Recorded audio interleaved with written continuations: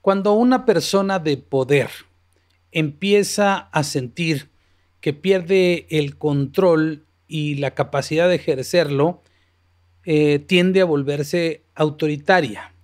Es lo que le está pasando a Claudia Sheinbaum ante el caso de Carlos Manso. Es una bomba de tiempo que le explotó en las manos y que se dio cuenta de la gravedad solo hasta el momento en el que se le vino encima toda esta vorágine y toda este salpicar a todo su entorno. ¿Por qué es tan grave y por qué ha durado tanto? 20 días ya este caso, porque además está concatenado con cosas como la marcha del 15 de noviembre y con otros reclamos que se le han ido complicando ahora a los presos políticos, justamente a raíz de la manifestación del 15 de noviembre. Y miren, es que las ramificaciones que tiene el caso se están complicando cada día más. Y tiene que ver con varias cosas. La primera pregunta que habría que hacerse es, ¿quiénes han sido los directos beneficiarios de la desaparición de Carlos Manso? O sea, ¿a quién le convenía quitarse de encima a un personaje que estaba creciendo como espuma, no solo en Michoacán, sino a nivel nacional? No hay que irse muy lejos para entender lo que estaba pasando. El propio Carlos Manso, en el 22 de octubre, ofreció una conferencia de prensa en Uruapan, en donde dijo, entre otras cosas, que tienen que ver con los nexos del crimen organizado y el gobierno de Michoacán. De hecho, dijo que, entre otras cosas, la nota que refiere el periódico Cuadratín del 22 de octubre del 2025 dice: al alcalde de Uruapan, Carlos Manso, no le tembló la mano para remover las viejas pero aún ardientes cenizas del gobierno de Leonel Godoy y sus presuntos vínculos con el crimen organizado liderado en ese entonces por Servando Gómez Latuta. Dice, el Independiente lanzó en conferencia de prensa el pasado martes, o sea, el 21, la amenaza de pedir información a la embajada norteamericana sobre lo que ha declarado Latuta ante el gobierno de Donald Trump en sus relaciones con el hoy vicecoordinador de la bancada de Morena en San Lázaro. Se refiere a Leonel Godoy Rangel. La contienda política de 2027, que se escuche, dijo Carlos Manso, es el intento por el regreso de los gobiernos más corruptos, más nefastos de exgobernadores señalados por sus vínculos con la delincuencia, acusó. La elección del 2027, insistió, no es contra Raúl Morón, el hoy senador de la República y que intentó ser candidato a gobernador, pero no pudo porque el INE le tumbó la candidatura y por eso quedó en su lugar Alfredo Ramírez Bedoya. Y dice, el padrino político y orquestador de esta mafia de rufianes que destruyeron al PRD y trajeron a los delincuentes a Michoacán, que generaron un caos en delincuencia e inseguridad con consecuencias letales contra el pueblo de Michoacán. Morón no nos preocupa, Morón está en ver si puede ser candidato. Morón garantiza la primera derrota de Michoacán, tundió el Independiente. Claro, porque además Carlos Manso se perfilaba ya como uno de los candidatos más viables a la gubernatura de Michoacán. En abierta confrontación, Carlos Manso dijo que el exgobernador, se refiere a Leonel Godoy, hoy vicecoordinador de Morena en la Cámara de Diputados, es titiritero de Raúl Morón. En abierta confrontación, repito, Carlos Manso dijo que el exgobernador es titiritero de Raúl Morón para regresar por sus fueros y pactar nuevamente con la delincuencia. Es decir, lo que señalaba Carlos Manso es que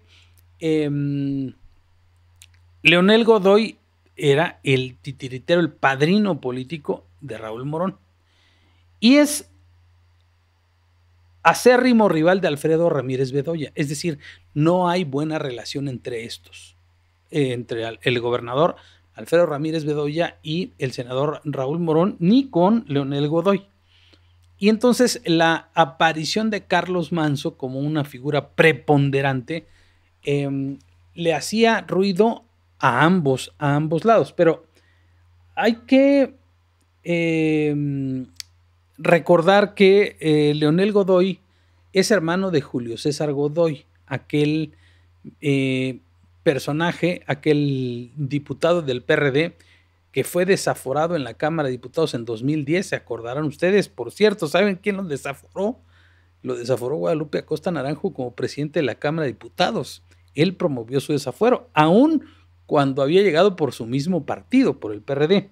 Ahora, ¿cómo está cómo se va complicando toda esta trama?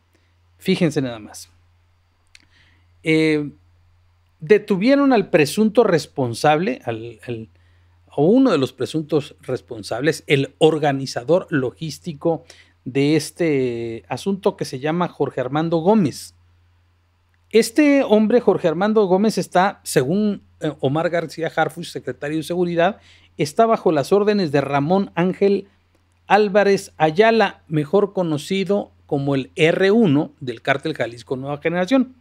Nada más que este hombre, Ángel Álvarez Ayala, el R1, es hermano de Roldán Álvarez Ayala, exalcalde de Apatzingán y exfuncionario del gobierno de Leonel Godoy. Así, se los vuelvo a repetir.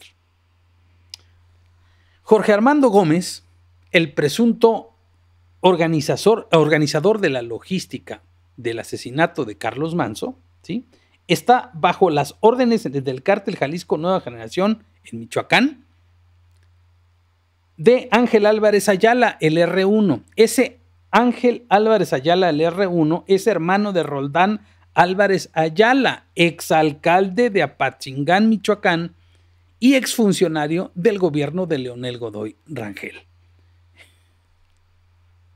Ahí más o menos se va viendo cómo está el asunto, ¿verdad? Ahora, este hombre, Roldán Álvarez Ayala, pues es militante de Morena. O sea, más vinculados con el crimen organizado no pueden estar.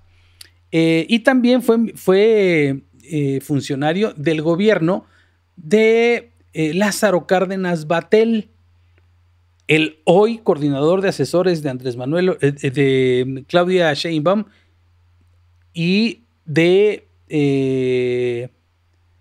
Andrés Manuel López Obrador. Hay que recordar también que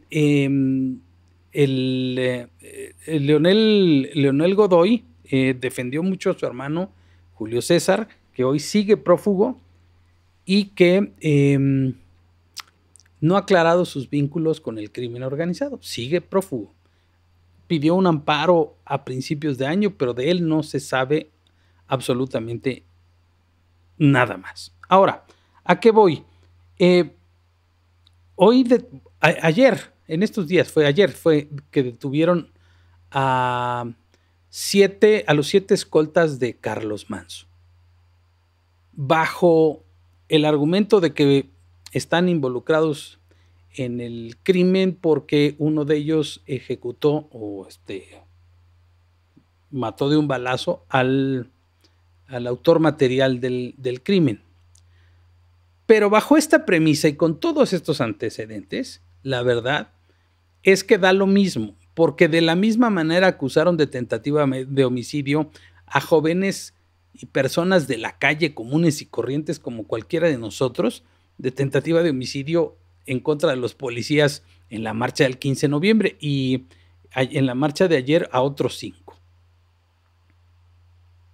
¿Que les pueden fabricar delitos? Pero por supuesto. ¿Qué es más fácil? ¿Fabricarle delitos a los escoltas de Carlos Manso o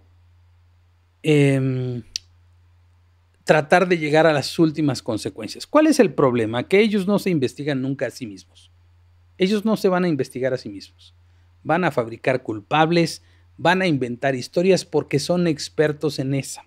Si algún día se les ocurriera decir la verdad, algún día tuvieran una investigación y nos las pusieran en la cara como lo hacen cuando quieren aparentar que han resuelto algo, va a ser muy difícil que les creamos. Si son capaces de fabricarle delitos a jóvenes y a personas que no tienen absolutamente nada que ver con el bloque negro y que hoy están sujetos a proceso y algunos siguen presos por participar en una manifestación, imagínense qué son capaces de hacer con los escoltas de Carlos Manso. Les pueden imputar lo que gusten, manden. Mañana van a decir que no fue el chavito que ultimaron, que a lo mejor fue uno de los propios escoltas. No sé, pueden inventar cualquier cosa. Hoy pueden inventar cualquier cosa y legitimarla a través de una mañanera. Ese magma de podredumbre, pues obviamente sale, brota a través de Claudia Sheinbaum. Porque ella es la responsable de tratar de taponear todo este cagadero en el que se ha convertido este régimen de corrupción, de impunidad, de crimen. Por supuesto que para mí este es un crimen de Estado. Si después de la descripción que les acabo de hacer de cómo está el vínculo del crimen organizado con los funcionarios que mueven los hilos en este momento en Michoacán, si no tuvieran nada que ver, ya se hubieran investigado, pero por supuesto que no. Y claro, ellos pensaban que con la ejecución de Carlos Manso se iban a quitar de encima a un potencial candidato, como aquí lo dijo en la nota que relata Cuadratín, que es pues, la primera derrota de Morena en Michoacán, pues ellos que decidieron que mejor no, y en coalición el poder político ligado a Morena y el crimen organizado igualmente, pues mejor decidieron hacerlo a un lado de esta manera. Ahí está. Esta declaración de Carlos Manso me parece que es clave y no la hemos escuchado en otro lado. Clave. Lo que dice que Carlos Manso lanzó en conferencia de prensa la amenaza de pedir información a la embajada norteamericana sobre lo declarado por la tuta ante el gobierno de Donald Trump en sus relaciones con el hoy vicecoordinador de la bancada de Morena en San Lázaro, Leonel Godoy. Ahí está la clave de todo. El gobierno de los Estados Unidos sí sabe quién mató a Carlos Manso. Aguas, ahí está algo muy, muy, muy cañón que puede brincar de la noche a la mañana. Y otra cosa que se les hizo bolas el engrudo, no solo con lo que ha pasado últimamente y la crisis, por eso los discursos tan violentos de Claudia Sheinbaum, sino porque si ellos pensaban que con la ejecución de Carlos Manso se les iba a acabar el problema, destaparon la caja de Pandora, porque ahora Grecia Quirós, la alcaldesa de Uruapan y presidenta municipal de Uruapan en sucesión a su esposo, aparece como puntera en las encuestas para la gubernatura. Y no solo eso, está blindada por todos lados. ¿O a poco se atreverán a ir sobre ella? Porque hoy el crimen organizado y Morena son uno mismo. Este es el mejor ejemplo. Pero aguas, con lo que ha declarado la tuta, con lo que sabe la tuta de Leonel Godoy, de Raúl Morón, de sus vínculos con el crimen organizado, pues ya no va a estar tan fácil. Ahora sí, que arda Troya. Esta es mi reflexión del día de hoy. Les invito a que compartan este video si creen que puede ser útil, que le pongan like, que se suscriban a este canal y si quieren cooperar con esta causa, aquí pueden hacerlo.